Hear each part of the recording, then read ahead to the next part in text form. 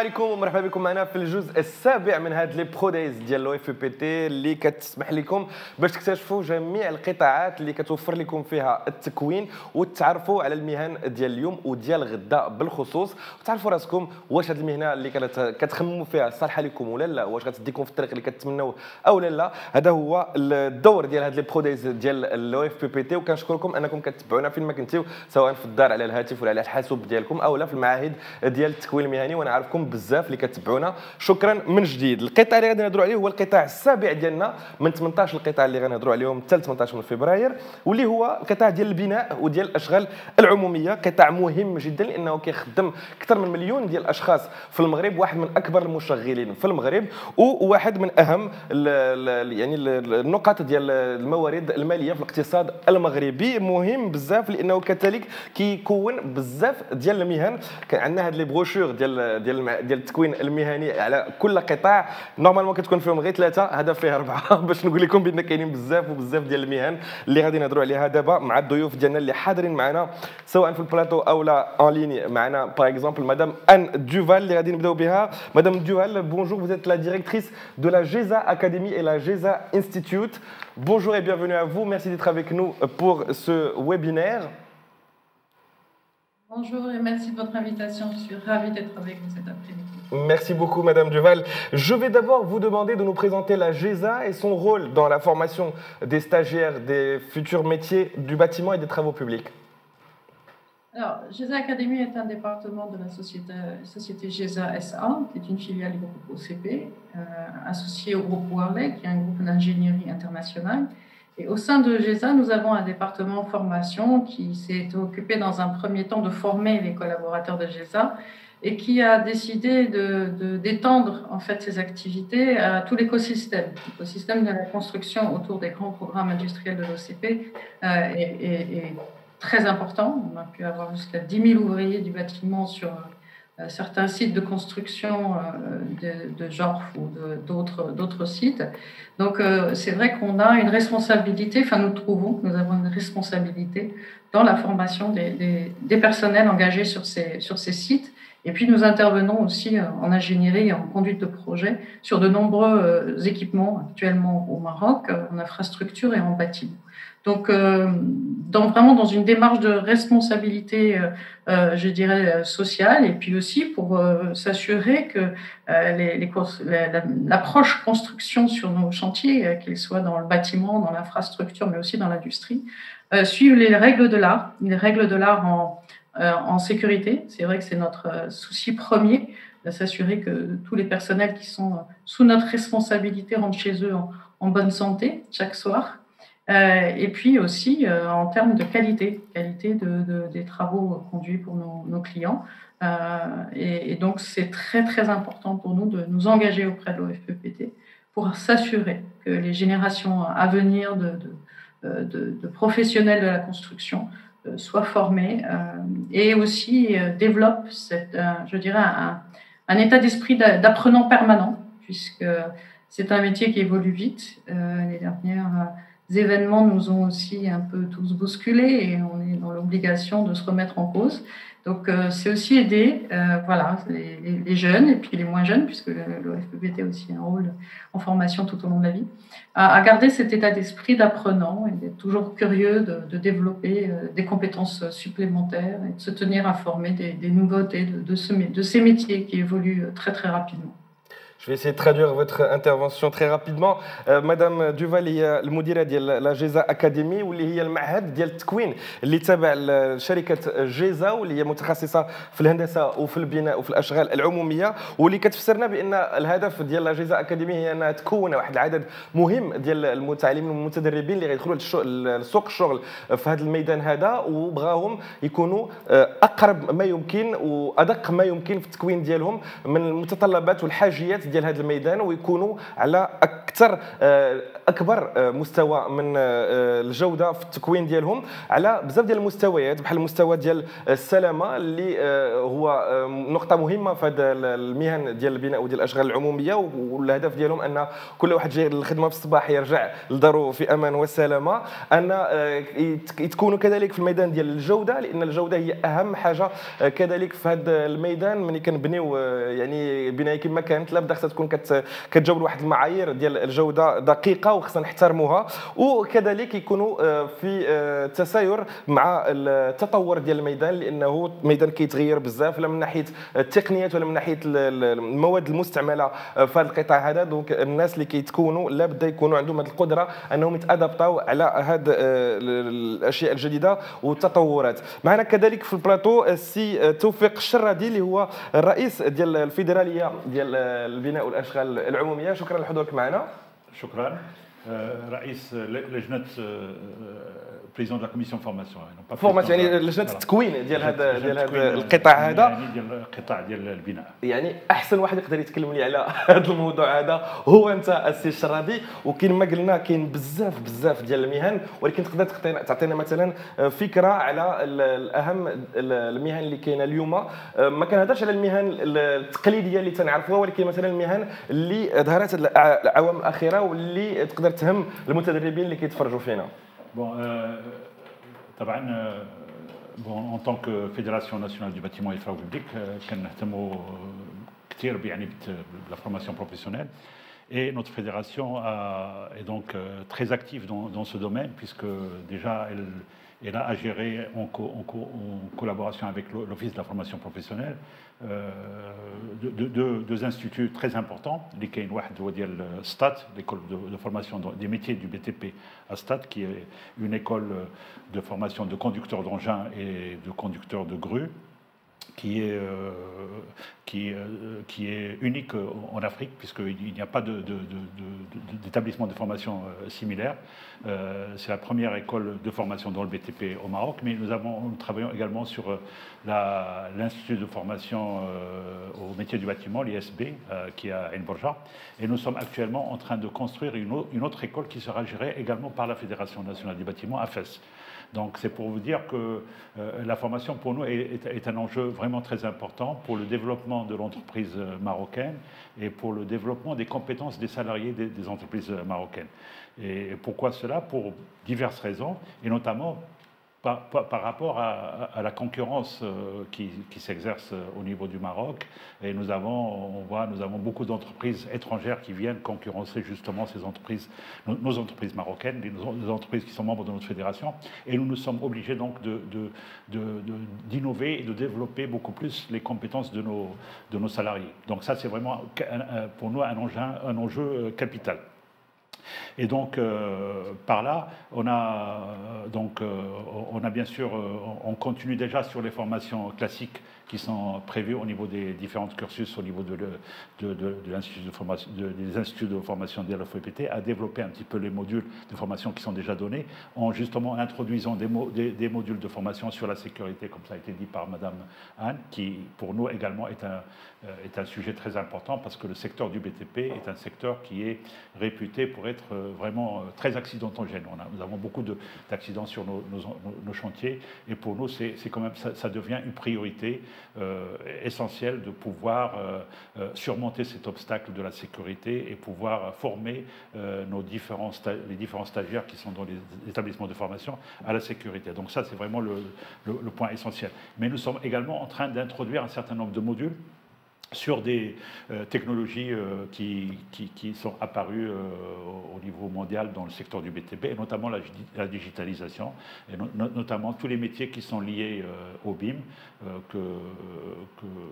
donc à ce qu'on appelle la maquette numérique. Donc c'est la procédure justement, enfin c'est le process de travailler sur la conception d'un projet ou d'un bâtiment dès le départ sur un ordinateur avant d'aller sur le chantier, et en voyant et en identifiant en fait toutes les contraintes qui peuvent survenir sur un chantier, ce qui est très important.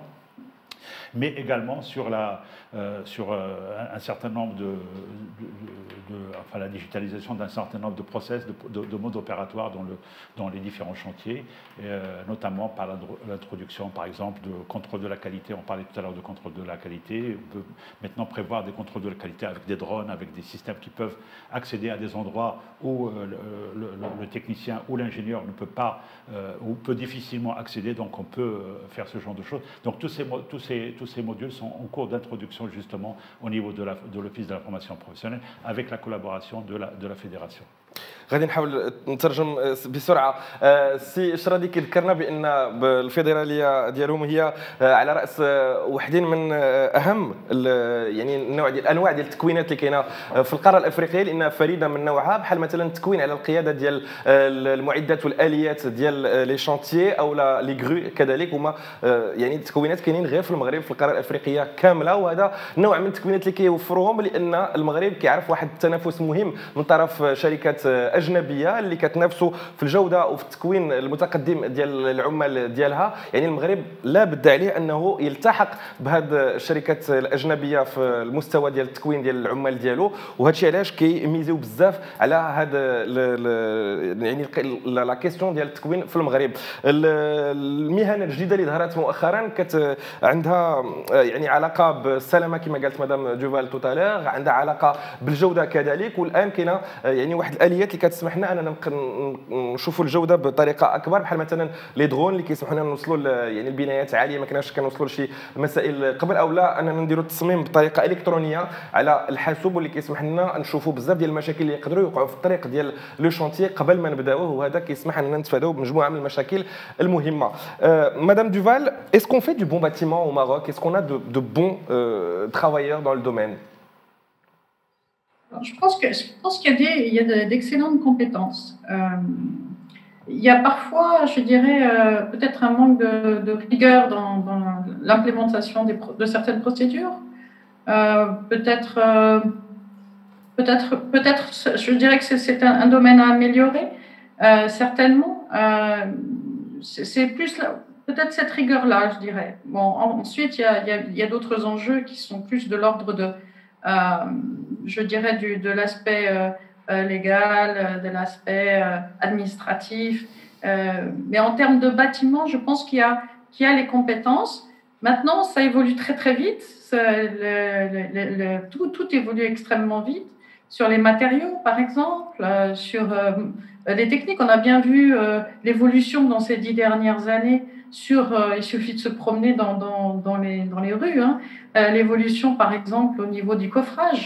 Il y a 10 ans, pratiquement tous les coffrages étaient tenus par du bois. Maintenant, on voit de plus en plus de coffrages métalliques. Donc, on voit qu'il y a une évolution. On voit que les technologies trouvent leur place. Maintenant, c'est vrai qu'il y a peut-être, parfois, un manque de rigueur dans l'implémentation de certaines bonnes pratiques.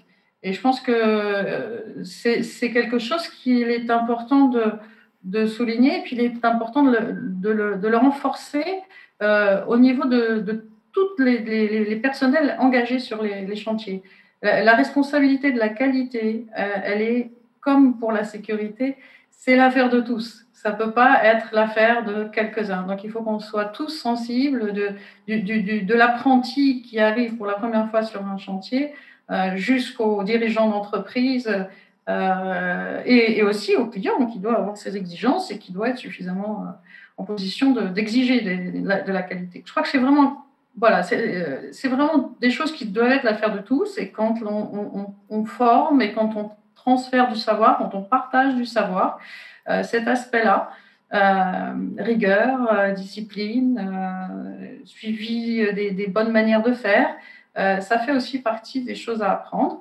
Et puis, bien sûr, tous les aspects technologiques dont monsieur vient de parler, qui sont absolument fondamentaux, parce que c'est vrai que les drones nous aident beaucoup à repérer justement des failles. Et puis, le BIM est un fabuleux outil qui transforme aussi les mentalités. Je pense qu'il y a au-delà des outils, les outils sont des supports à la transformation des approches.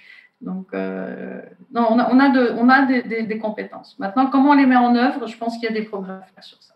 داكور مدام دوفال سولتها على الجوده ديال البنايات في المغرب، واش عندنا بنايات ذات جوده عاليه اللي نقدروا نقارنوها مع البنايات اللي كنلقاوها في بلدان اجنبيه؟ والجواب ديالها كان ان المغرب كيتوفر على الكفاءات اللازمه، عندنا كفاءات جميله في هذا القطاع هذا، ولكن كينقصها في بعض الاحيان شويه ديال الصرامه في التطبيق ديال المساطير وديال القواعد ديال البناء وديال الطريقه باش خصها تصيب المسائل، وكذلك بعد يعني قله الصرامه مره اخرى في المسائل الاداريه. ولكن كتاكد ان المغرب التحق او لا الى غاترابي لو غيطار اللي عنده في المساله ديال الطريقه باش كنصيبوا البنايات. بحال مثلا كنهضروا على المثال ديال الكوفراج، يعني هو اللي كيكون داير بلا فورم ديال السيما، واللي كان قبل ديال الخشب ودابا ولا ديال الحديد. يعني هذا كيبين لنا بان المغرب تبنى واحد التقنيات واحد المواد حديثه اللي كتسمح لنا يكون عندنا بنايات اعلى جوده، ولكن مازال عندنا شويه ديال قله الصرامه في التطبيق ديال المساطير،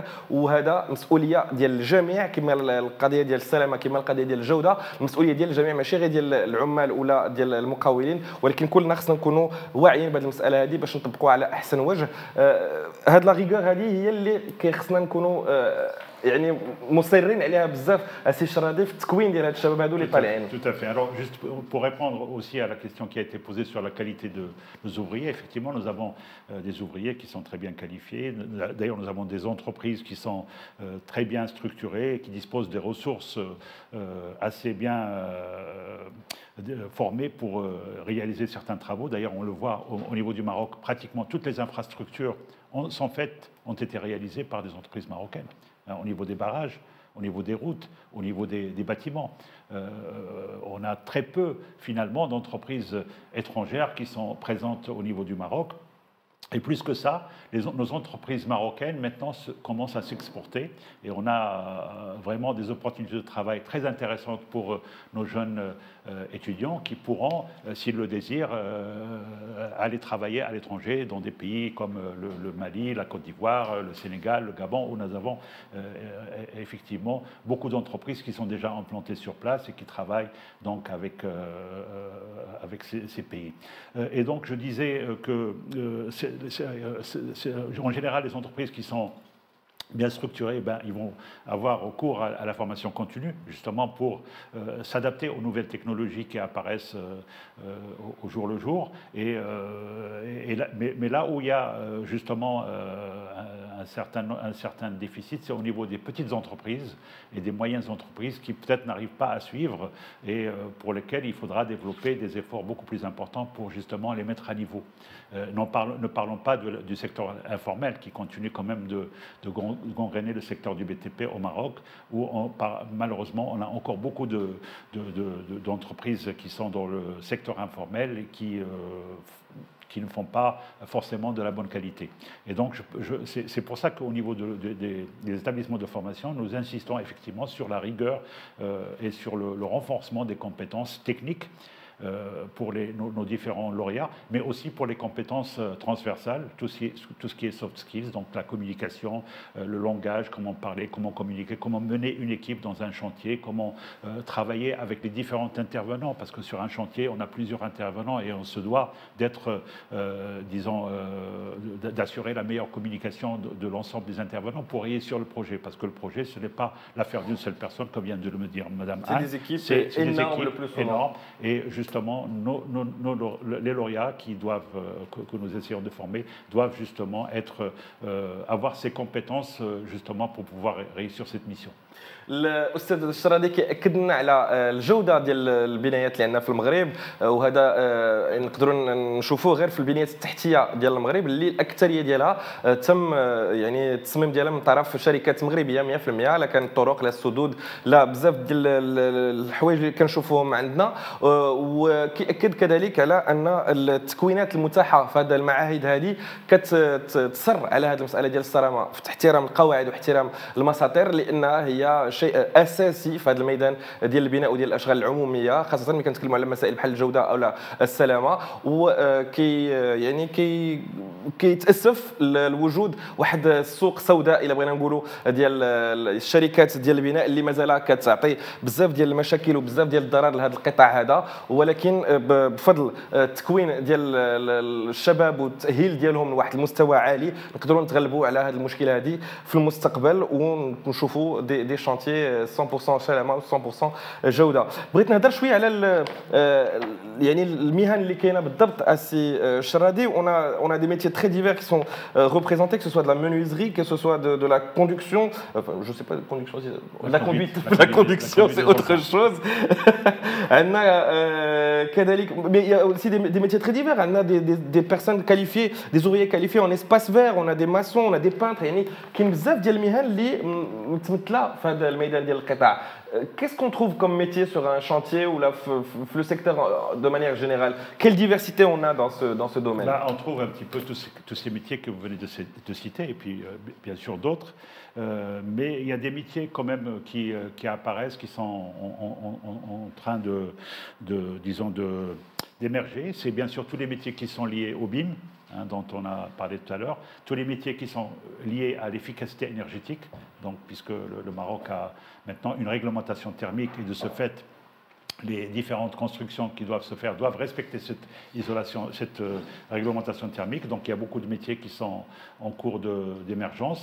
Il y a tout ce qui est, on a parlé de tout ce qui est conduite des engins, là c'est pareil. Alors par la conduite des engins maintenant, puisqu'on en parle, au niveau de l'école de Stade, nous avons des écoles, nous avons donc des formations sur la conduite des engins.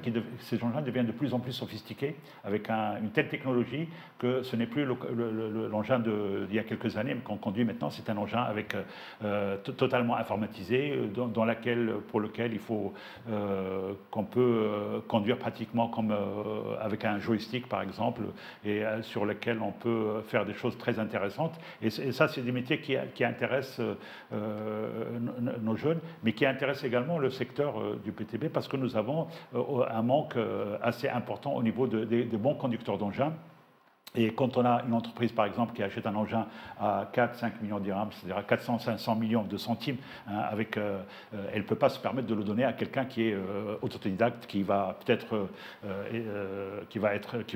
détériorer ce matériel. Et elle cherche bien sûr à avoir un conducteur qui a été formé dans l'école, par exemple, comme l'école de Stade, et qui certainement fera attention à manipuler ce matériel. السي الشرادي كيأكد على الاهميه ديال يعني ديال المهن اللي متاحه في هذا المجال هذا، وكيأكد بالخصوص على هذه المدرسه ديال ستات اللي كتتيح كتوفر واحد التكوين في المجال ديال القياده ديال الاليات وديال المعدات مهمه بزاف، لان دابا وصلنا لواحد المستوى ديال التكنولوجيا اللي متقدمه بزاف، واللي ما يمكنش اي واحد يتعلم بوحدو يسوق هذه الاليات هذه، ماشي غير فورون، يعني كنقولوها بحال بغا يقول اللعاب ديال اللي كتستعمل الجويستيك، ولكن هذا النيفو ديال التكنولوجيا ولا فيها، وهي الات كتوصل حتى 4-5 مليون ديال الدرهم. ما يمكنش الشركه اللي كتكون عندها انها تعطيها اي واحد يسوقها، يعني لا بد خصنا نكونوا متخرجين من هذا المعاهد ديال التكوين اللي كتاهلنا بواحد الطريقه كبيره اننا نقدروا نستعملوا هذه المعدات. مدام دوفال, vous en tant que GESA et en tant que GESA Academy, quels sont ces profils que vous cherchez aujourd'hui? Quels sont ces candidats qui peuvent envisager vous rejoindre? Alors, nous, à GISA, on est un peu dans une position un peu particulière parce que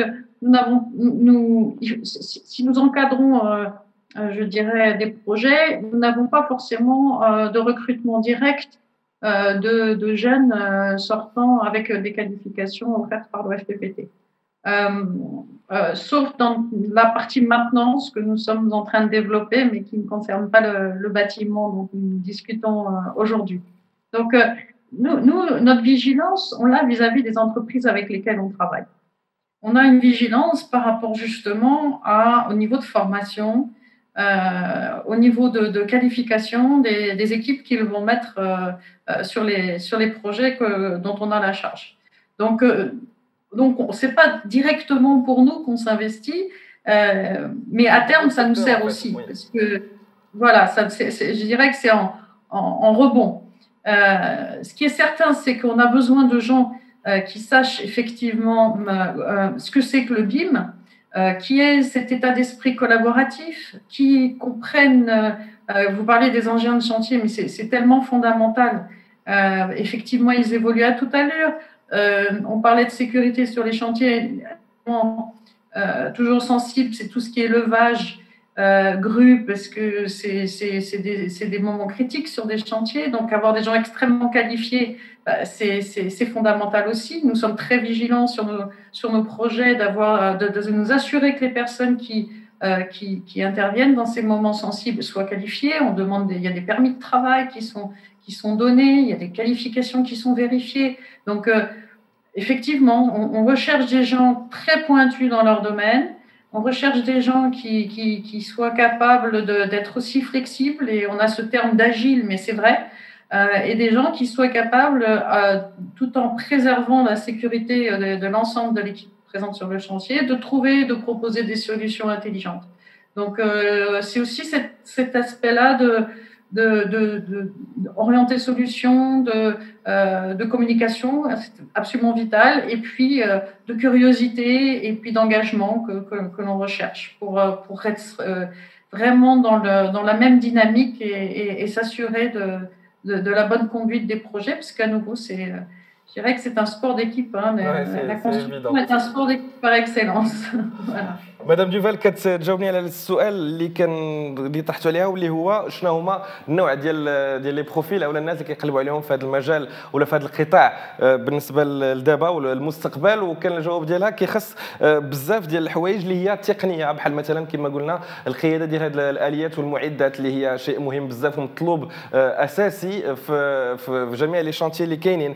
كاين المساله ديال الناس اللي كيتمكنوا من لو بيم واللي غنهضروا عليه مازال شويه مع سي سكيرج ومع الضيوف ديالنا الاخرين. وكاين المساله اللي كنسمعوها بزاف دابا في جميع القطاعات، وهي الناس اللي عندهم واحد المرونه في الطريقه ديال التعامل ديالهم مع المشاكل ومع يعني لي سيتوياسيون اللي كتكون قدامهم، انهم خصهم يعرفوا يكونوا تالمو متمكنين من المجال ديالهم انهم يقدروا يمشيو لواحد الخطوه من بعد، يعني يعرفوا شنو المشكل اللي يقدر يوقع، يقدروا يانتيسيبيو ويقدروا يتصوروا حلول، وبهذه الطريقه هذه يكون عندهم واحد المرونه وواحد لا بوليفالونس في البوست ديالهم باش ينفعوا الشركه ديالهم باكبر طريقه. التخصص راه هو مهم، ولكن الا كنا متخصصين وما كنعرفوا نديروا حتى شي حاجه اخرى كيكون صعيب اننا نلقاو بلاصتنا في الشركات الحديثه. معنا السي سكيرج، اسمح لي لحد الان مازال ما عطيناكش الكلمه سي عبد العزيز. سكيرج، نفكرك بانك هيد اوف ديجيتال ترانسفورميشن، وبانك جيتي باش هضرنا على الرقمنه ديال هذا المجال هذا، وما كنتصوروش كيفاش مازال المجال ديال البناء وديال الاشغال العموميه يقدر تدخل فيه التكنولوجيا الرقميه، ولكن يمكن انت تكون تعطينا الجواب على هذا السؤال هذا. معلوم نحاول. فهذا القطاع هذا متاخر في la numérisation, في digitalisation. On peut comprendre pourquoi, parce que c'est des métiers très manuels. Il n'y a pas beaucoup d'efficacité à gagner en digitalisant, en numérisant. Au niveau mondial, absolument, pas seulement au Maroc. Mais aujourd'hui, avec l'avancement de la technologie, on a des opportunités. On a des opportunités pour améliorer la qualité et améliorer la sécurité, qui sont les deux éléments les plus importants à la construction. Donc, en utilisant la technologie, on peut faire collaborer tous les métiers qu'on a sur le chantier. On peut faire passer des informations d'une équipe à une autre, pour éviter des problèmes, pour accélérer le développement, pour augmenter la qualité. La numérisation aussi donne des opportunités, non seulement d'amélioration de la qualité et la sécurité dont on a parlé, mais aussi de réduire les coûts et d'améliorer le fonctionnement et tout ce qu'on construit aujourd'hui. On a des modèles numériques, on peut utiliser de l'intelligence artificielle pour détecter des problèmes potentiels qui vont venir dans le futur, pour faire des modèles. Donc là aussi on parle de big data dans le BTP, etc. Absolument. Donc pour tous les étudiants qui nous regardent, moi je dirais Anne a touché sur de très très bons points qui sont l'état d'esprit, pas seulement la compétence, mais خص تكون عندك واحد ليطا ديسبري اجيل، واحد ليطا ديسبري اللي تكون مفتاح لا كولابوراسيون. خص تكون عندك، شفت عندكم دي زاتولي ديال سوفت سكيلز، هادو مهمين بزاف كاع لي زيتيديون يحضروا ليهم ويتعلموا لا كومونيكاسيون ولا فيربال ولا لان اليوم الديجيتال ولا نوميريزاسيون ما كتخليش ان ميتي يبقى في الكوكون ديالو كيولي لا تكنولوجي كيخص كلشي يخدم مع بعضياتو كيخصك تعرف تكومونيكي كيخصك تكون مفتتح الافكار الجديده ولا تكنولوجي كتقدم بالزربه حتى عاوتاني بحال كيف قالت ان توتالور السي الشرادي كيخص واحد التكوين يكون دائما ميزاجور ديال لي كونيسونس و لو ميور انفستيسمون اللي تقدر يدير واحد هو اللي يديرو في راسو يدير دي فورماسيون كونتينيو ويزيد يتعلم شنو هما لي تكنولوجي اللي جايين والجداد والامباكت اللي غادي تكون عندهم في لو ميتي هضرنا على la conduite et pas la conduction. Donc, on parlait avec M. Shradi et d'autres collègues tout à l'heure. On disait que peut-être que les engins radioient un niveau, un tas d'avancement, les radios autonomes. Donc, je n'aurais pas les métiers des conducteurs. Donc, bon, ça c'est un long débat. La cannibalisation des métiers de la technologie, mais il faut garder ça en tête.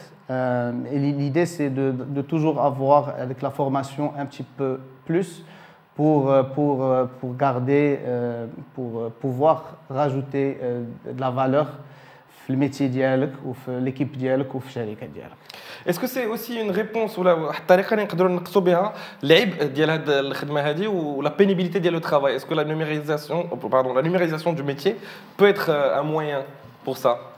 Donc زعما pour faciliter c'est l'idée c'est ça. Alors tous les projets digitaux qu'on entreprend on fait une étude ديال les utilisateurs. Donc on fait un nouveau concept qui s'appelle design thinking, qui est comme on dirait une intelligence collective pour résoudre les problèmes. Et donc on part toujours de la vue de l'utilisateur, des technologies. C'est quoi les problèmes ou les peines qu'ils ont au jour le jour. Et on essaie de se focaliser sur un problème qu'on veut résoudre. Donc oui, la numérisation, pour qu'elle soit réussie, il faut qu'elle ait en tête les utilisateurs et leur faciliter leurs tâches quotidiennes ou des choses pour améliorer la vie. وهاد الازمه اللي كنمروا منها ديال الكوفيد واللي ضرات بزاف ديال القطاعات منهم القطاع ديال البي تي بي وبزاف ديال القطاعات حاولوا يلقاو اجوبه ولا حلول لهاد الازمه هذه en se tournant vers le digital. واش البي تي بي لقى شي طرق جديده للعمل اللي قدرت تحل ولو جزء من المشكله ديال الازمه اللي كنمروا منها؟ دائما كيخص يكون شي ايفينمون اللي كيسرع لامبليمونطاسيون ديال التكنولوجي. في هذا لو كونتكست مالوغوزمون ديال الكوفيد وديال ليزولمون ديال الناس ça nous a permis d'accélérer nos projets digitaux. L'industrie كتبقى quand même chantier كتبقى très humain qu'il faut donc on a des challenges في la construction elle-même ولكن في le développement des outils le développement des outils de collaboration ou l'amélioration des processus هذه عطاتنا فرصة باش نديروها والناس دابا وعاو بان مهم تكون لا ديجيتاليزاسيون ولا ليشانج دي انفورماسيون en temps réel ولا باش pour faciliter les processus. في الاخير نخليك السي سكرج كنتي باغي تقدم شي نصائح للشباب اللي كيتفرجوا فينا المتدربين اللي بغاو يدخلوا لهذا القطاع؟ نصيحه هي اللي قلت قبيله garder un état d'esprit ouvert. قراو وتعلموا ودخلوا دابا كاين بزاف ديال لي ريسورس في انترنت دي اما ستركتوري ولا ماشي ستركتوري من دي كور ديال ام اي تي ولا دي كور ديال لي زونيفرسيتي عندنا هنا في المغرب ولا دي فورماسيون. شوفوا لي فيديو تعلموا شوفوا خموا ان تيرم دو ريزولوسيون دو بروبليم ديما خموا في شي مشكل وخموا كيفاش غادي تحلوا ولا تفكوا هذا المشكل. وهاد لي كونفرساسيون هما اللي مهمين بزاف اللي غادي يجعلوكم تكونوا في المارشي ديال لو ترافاي عندكم قيمه كبر. عندكم قيمه كبر لان كنقلبوا على الناس اللي كيكونوا كيوريو كيكونوا باغيين يفكوا المشاكل. Chokran Siskerej. Madame Duval, je vais vous poser la même question. Est-ce que vous avez des conseils à adresser à ces jeunes qui nous regardent et qui souhaitent peut-être rejoindre le secteur?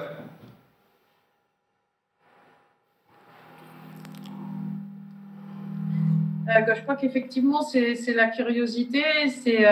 Je disais que c'était un sport d'équipe et c'est vrai que moi, j'ai toujours beaucoup de plaisir à faire des visites de chantier parce que quand je vois les gens travailler ensemble, c'est quelque chose de très fort.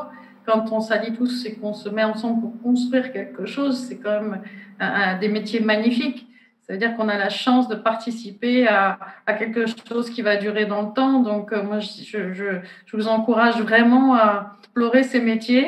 C'est des métiers avec un énorme potentiel de développement en termes de carrière. Donc, soyez curieux et n'ayez pas d'a priori parce que c'est vraiment des métiers qui, au-delà de leur technicité, vous offrent aussi des expériences humaines extraordinaires.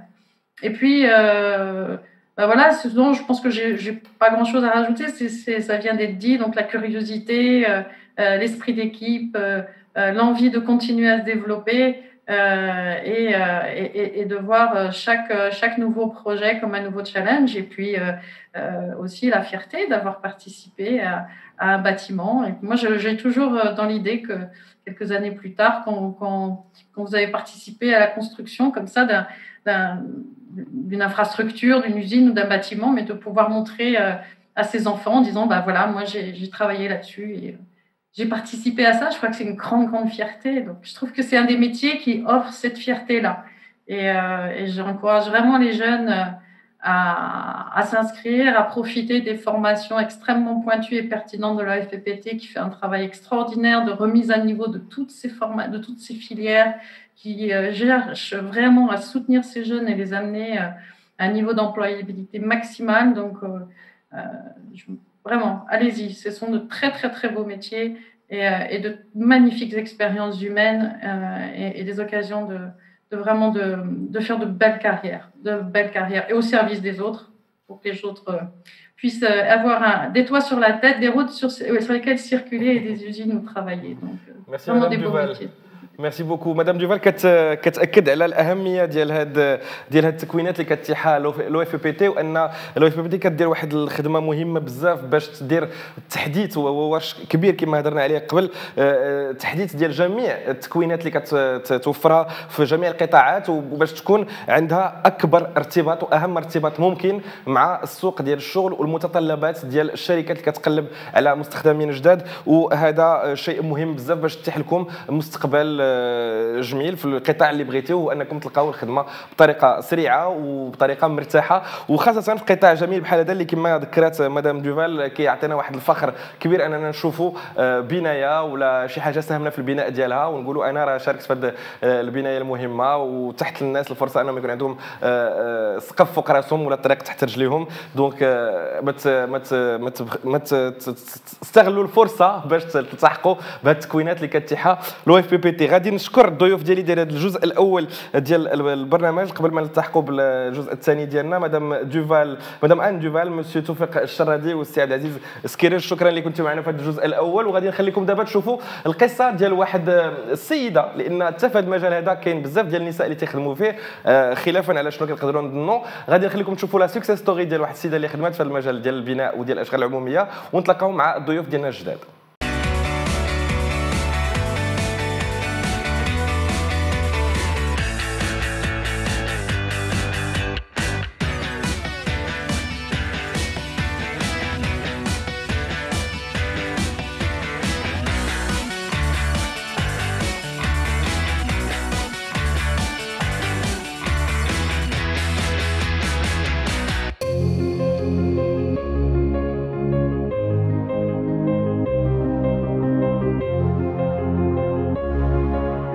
خرجت من سانت ياماني عملت الميكانيكيه الاولى وابخي حولت درت شعبه ديال مينوزغي الومنيوم هاد الشعبه هادي انا كنميل ليها بزاف بخصوص الديزاين، وعزيز عليا الخشب، وبغيت انني نقحم العنصر النسوي في هذا المجال هذا. التكوين المهني باش يكون عندي واحد مستوى دراسي، تكون عندي واحد الشهاده اللي تكون عندها واحد القيمه، هذاك الشيء اللي شرحت التكوين المهني. وما ندمتش لانني خرجت بواحد لاباز منه، يعني تعلمت انني ندوز في لي ماشين، يعني انواع ديال الخشب، بزاف ديال الحوايج. فاش شبرت الدبلوم تاعي خرجت يعني الواقع كما كنقولوا باش نكتسب الخبره، يعني نتحكم مع الصنايعيه، مع النجاره، مع ماليه الخشب، يعني باش نكتسب الخبره ديال البيع والشراء، كنتعامل مع الكليان، يعني نتقدى سلعتي، عاد عملت المحل تاعي، مقاوله تاعي.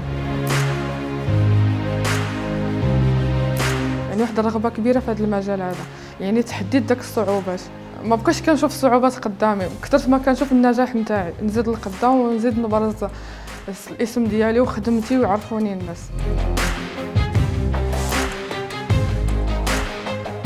ما وصلت لهذا المستوى ولله الحمد، يعني هذا فخر لي، يعني بخصوص انني كنشارك في عده مسابقات، يعني كنحصل الحمد لله على جوائز، وباغا نزيد ان شاء الله، يعني نزيد نشارك ونزيد نتعرف، ويكون عندي ان شاء الله على خارج ارض الوطن، ماشي على صعيد الوطن ان شاء الله. النصيحه اللي نعطيها للشباب ان حتى واحد ما يتخلى على الحلم ديالو ويقول صعيب، يعني اذا كانت عندك واحد تحدي، واحد الاراده قويه، راه ما حتى واحد ما غادي، ويعني وتوكل على الله.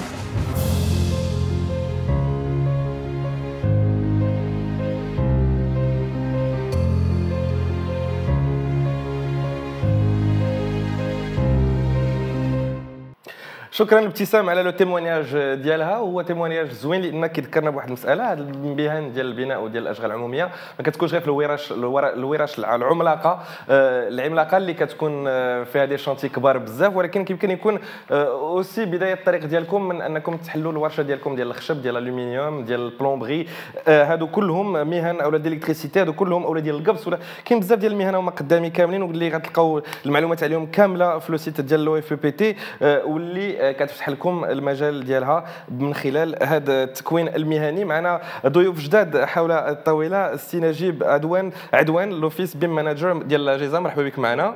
معنا كذلك السي رضوان بن كيران ديجيتال ترانسفورميشن مانجر ديال لاجيزا، كذلك مرحبا بكم معنا. غنخرجوا من هذا المجال ديال المهن التقليديه ديال البناء وديال الاشغال العموميه، وغادي نهضروا على ما نقولش المستقبل، لان هو هذا الشيء اللي دخلنا له هذا العالم دابا، وخاصه هذا لو بيم اللي من قبل كيهضروا عليه ان وسي الشرادي، فسرنا انه التصميم الالكتروني اللي كيسمح لنا اننا نشوفوا البناء قبل ما نبداوه. سي جي بيان كومبري، سي صح؟ بالضبط.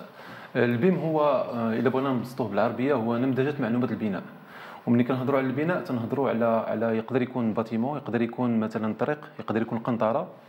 وفي هذه الحاله هذه يعني من البدايه ديال الفكره ديال البناء يعني كنقدروا نستعملوا هذه القضيه هذه. كاين واحد نقولوا واحد لي نيفو دو ماتوريتي كيخصنا نعرفوهم. اولا فاش كنا بدينا كلشي كان كيبدا بالقلم الرصاص والورقه وتيبدا يرسم الفكره ديالو ديال المشروع. من بعد جا واحد لو لوجيسيال اللي كاع الناس تيعرفوه دابا اللي سميتو اوتوكاد افيكتيفمون، وبداو كيرسموا دون فاسون ديجيتال الافكار ديالهم مي بثنائيه الابعاد، يعني ما تنشوفوش الشكل الهندسي بثلاثي الابعاد كيف ما هو غيكون في الحقيقه. كاين هاد لا ترانزيسيون هذه اللي جات، هذا التحول جا افيكتيفمون عطانا لا 3 دي، ولينا كنشوفوا لي زوبجي مي كيكونوا دي زيليمون نقولوا غرافيك، يعني تتشوف لي ديمونسيون، تتشوف لا فورم كيفاش دايره. لو بيم شنو كيزيد؟ تيزيد المعلومه، وهي اهم حاجه في هذا الميدان هذا. المعلومه كتولي اي حاجه سولتي عليها في وسط ديك كيسموها لا ماكيت نيميريك تتولي تهضر على راسها، وهذوك المعلومات تنحدوهم في بدايه المشروع. شنو هما المعلومات اللي غنحتاجوا حنا في المشروع ديالنا؟ واش المشروع ديالنا غنحتاجوا فيه غير يعني ملي غنبغيو نبنيو هذه المعلومات، ولا حتى ملي غادي نساليو غنبغيو نديروا ليه واحد لا جيستيون ديالو ولا ديال لا مانتونونس ديالو. دونك افيكتيفمون هذا لو دومين ديجيتال راه تيخرجنا من واحد لا زون يعني نقولوا بلو كومبلكس اون زون بلو كونفورتابل اللي هي هذا لو بيم هذا. افيكتيفمون ما تيطلبش منا مجهود زعما كثير بزاف، هو ما تيبدلش المهن، هي نفس المهنه غير بطرق مختلفه. هضروا الناس قبيله على الانتيليجونس ارتيفيسيال. اليوم نقدر نجي نجيب فكره ديالي ديال المشروع وندخلها في واحد البرنامج، وهو في دوك الافكار ديالي غيترجمها لشكل هندسي، غيعطيني بزاف ديال لي فاريونت كنسميهم، وفي دوك لي فاريونت غنبدا نختار شنو هو لو كريتير اللي بغيت ناخذ اكثر. مثلا حنا في هذه لاصال وسورتو في هذه لا بيريود كوفيد مثلا اللي كانت جات، بغينا كنا ناميناجيو لي بيرو ديالنا من جديد، بدينا كنفكروا كيفاش غندير، كيفاش غتكون هذه المسافه بين الناس بهذا اللي كتسمى لا جينيراتيف ديزاين. وهذا لو تيرم خاص ضروري لي زيتيديون ينوطيو عندهم باش يقلبوا عليه.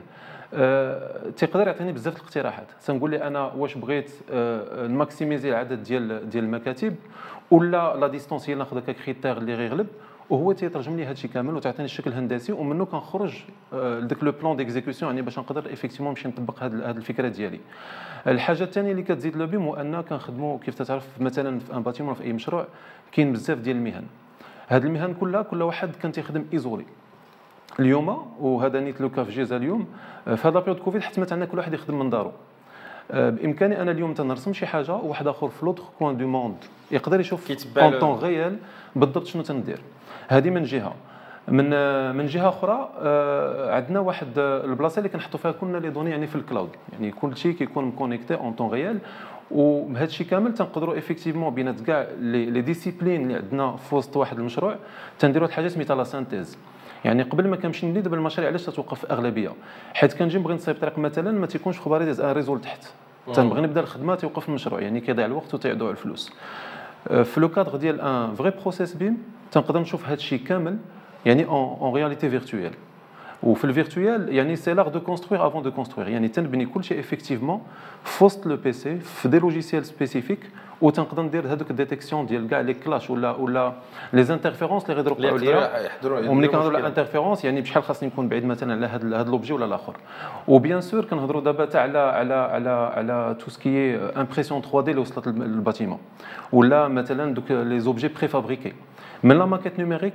كنقدروا دابا نخرجوا واحد لي فيشي نيميريك تنخشيهم في لي ماشين باش كيديروا دي ديكوباج ولا د لامبريسيون ميم سور فلوزين، وكنجيو كنديروا دو مونتاج اون فيت الباتيمون، وهذه تربح الوقت كثير وتخلينا نحترموا يعني كاع لي ديلي اللي تعطونا في البروجي. دونك هذا ميدان اللي كيخص الواحد غير يتادابط فيه، ماشي زعما غادي يشونجي مهنه على قدها. كنشوف ان في اي واحد تيقرا في المشاريع اللي كتعطاه في وسط القرايه ديالو يعني يكون عنده واحد الميول لهاد لي نوفيل تكنولوجي. دابا هضرنا بزاف على بارتي نقولوا كونسيبسيون في حد ذاتها، وغنبقى فيها واحد الدقيقه لان ملي كنسمعك كتهضر على هذا البيم تنقول كيفاش هذه التكنولوجيا ما متعمماش على كاع القطاع لان كتسمح تربح الوقت تربح الفلوس تفادى المشاكل. علاش ماشي هي التكنولوجيا الاكثر استعمالا في السوق منا؟ دابا هذا كيحاولنا نشوف واحد الدراسه عالميه نيت، حيت هاد لا ترانزيسيون ديجيتال راه في العالم كامل غدا.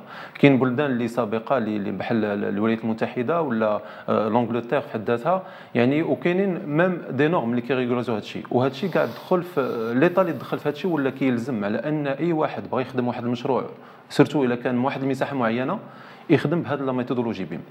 الا خدينا البلدان الاوروبيه فرنسا حتى هي دابا غادا في لا ترانزيسيون ديجيتال.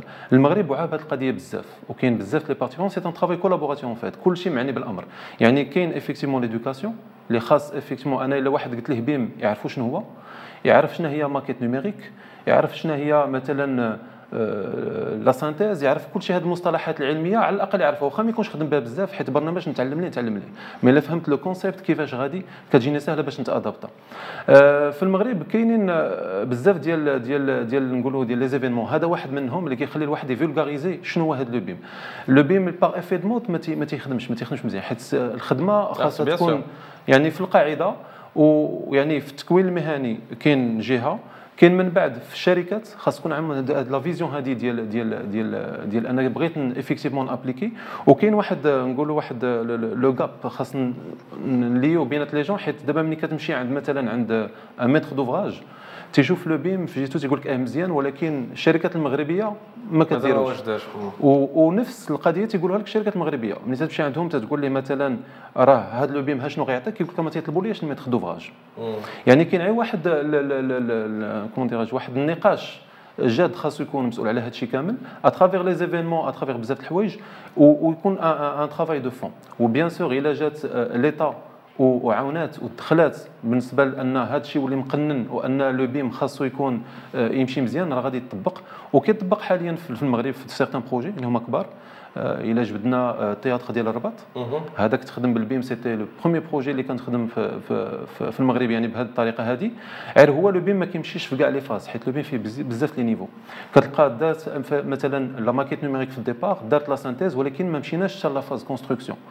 يعني من بعد كيفاش نقدر انا نتبع انا هذاك السيد اللي تيبني تيتبع لي هذاك الشيء اللي انا درت له. هنا فين كيدخلوا دو نوفيل تكنولوجي في لا بارتي تيران. تنبداو نهضروا بون لي ستاسيون توتال وداك الشيء اللي كيخدموا بهم لي توبوغراف معروفين وكنهضروا على سكانير 3 دي دابا اللي ولا حتى هو بزاف الشركات المغربيه عندهم. يعني كنقدر نجي ناخذ ليطا اكزيستون على شكل النقاط ثلاثيه الابعاد ومنه تنفيريفيه مع داك الشيء اللي كان يعني دار الاركيتكت ولا تنقدر نفيريفيو دابا بشي برامج اللي هي متخصصه في هذا المجال كتقدر تعطيك او ميليمتر بخي شنو لا ديفيرونس اللي كاينه. كنهضروا عاوتاني على لي درون يعني في لو كاد ديال لي سويفي ديال لي شونتي في لو كاد ديال لي انسبكسيون لي كاميرا تيرميك.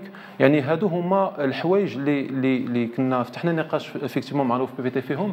وهاد التقنيات الحديثه كيفاش تقدر تكون داخله في التكوين المهني يعني ك ديجا كبرانسيب يعني ديال الخدمه. وبيان سور من بعد الا كانت شي حاجه اللي هي دي ليكسبيريمونطاسيون عطانا الحمد لله الشركات المغربيه اللي عندها هذا متوفر لها هذه الاجهزه هذه. وهذه هي لا طوندونس اللي غادا راه ماشي شي حاجه كومبليكي. شي ان درون دابا اللي نقدر نستعملو يقدر يكون ان بلان دو فول كنسميو اوتوماتيزي يعني غنقدر نصيفطو غادي يرجع غادي يجيب لي لا كارتوغرافي المعلومات اللي خاصه. وهذيك المعلومات خاصني نعرف انا كيفاش نجريها في البرنامج من بعد. يعني ديما خاصني نعرف شنو لوبجيكتيف من ان بروجي هذا وانا كتقني دابا كندير لا فورماسيون شنو هي لا طوندونس اللي غادا من هنا لقدام شنو غيكون. لو ديجيتال في الديبار يفي بور تدخل عملوا ناري ديجيتال البيم راه البيم والبيم مضخمينه بزاف الوغ هو الا جينا نخدموه بطريقه معقوله ويعني اورغانيزي كنا غادي نقصروا نوصلوا. وسورتو الكولابوراسيون بين لي ديفيرونت بارتي برونونت. بغيت نعطي الكلمه للسي بن كيران اللي هو مسؤول عن التحول الرقمي في هذه الشركه ديال جيزا. واش تيبان لك بان هذا الجيل الجديد ديال المتدربين اللي غيدخلوا هذا القطاع ديال البنايه والاشغال العموميه يقدر من دابا يدخل هذه التقنيات هذه عنده ولا خاصنا مازال واحد الجيل واحد اخر ولا يقدر يلتحق بها؟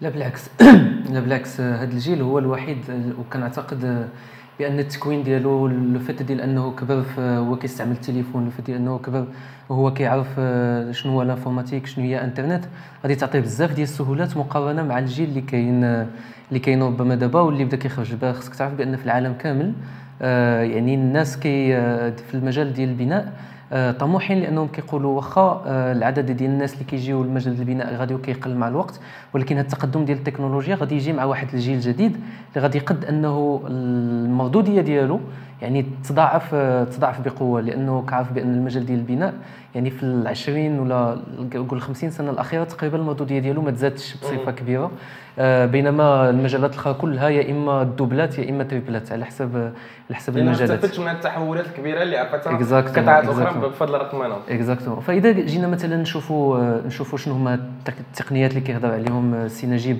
ولا تقنيات اخرى اللي غادي تدخل على المجال هي كلهم تقنيات اللي ما غاديش على الاقل في المدى القريب تحيد لنا وظائف بل هي تقنيات اللي غادي تبدل الطريقه اللي كنتعاملوا بها مع الوظائف.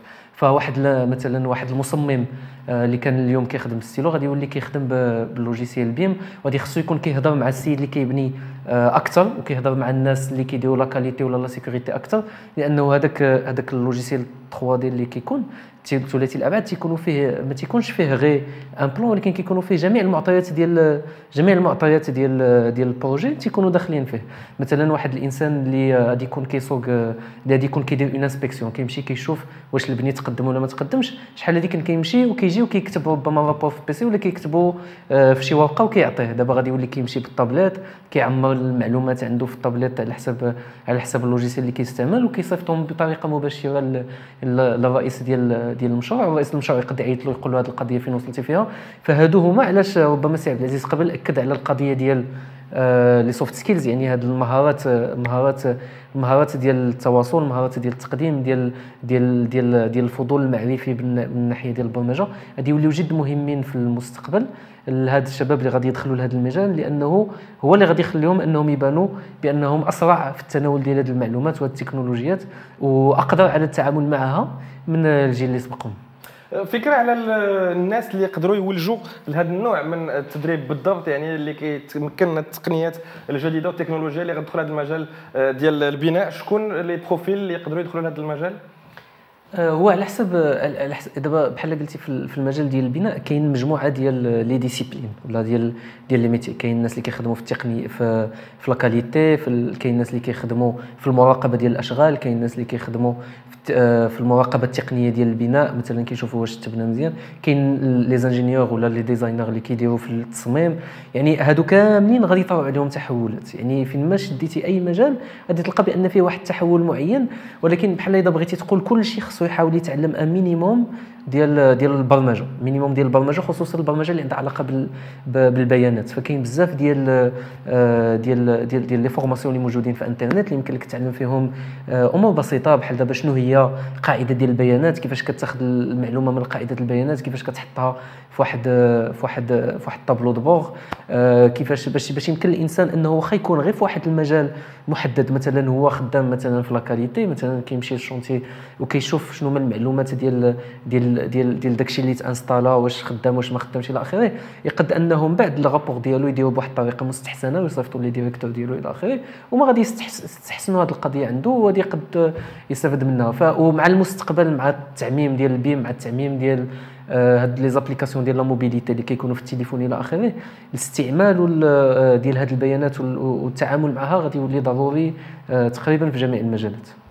وصلنا للوقت اللي عندنا لهذه الفقره هذه. كنشكركم بزاف سي رضوان بن كيران، سي نجيب عدوان، على الحضور ديالكم معنا وعلى الجواب ديالكم على الاسئله ديالنا وديال الشباب المتدربين اللي كيتفرجوا فينا، واللي كنتمنى اننا نكونوا قربناهم اكثر من القطاع ديال البنايات وديال البناء وديال الاشغال العموميه. الا ما كان مازال عندكم اسئله يمكن لكم تحطوها كتعليق على هذا الفيديو باش المختصين ديال الاف بي تي يجاوبوكم، ونتلاقاو مع الربعه باش نعرفوا اكثر ونقربكم اكثر من قطاع النسيج وصناعه الملابس. من هنا تما تهلاو.